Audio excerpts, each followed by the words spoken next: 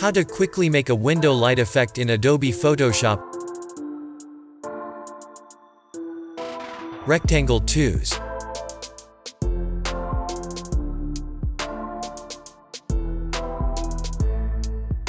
Path selection tools. Hold Alt. Hold Alt.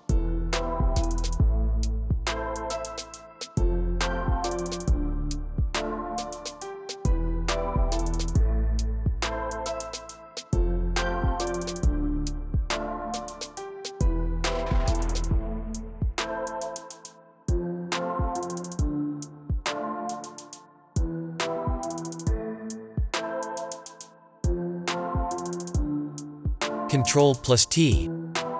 Right-click, Perspective, Filter.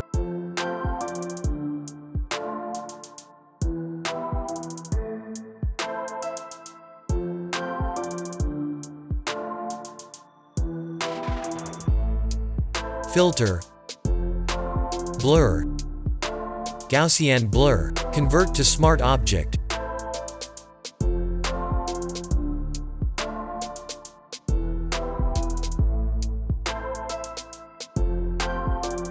Rectangular Marquee tool.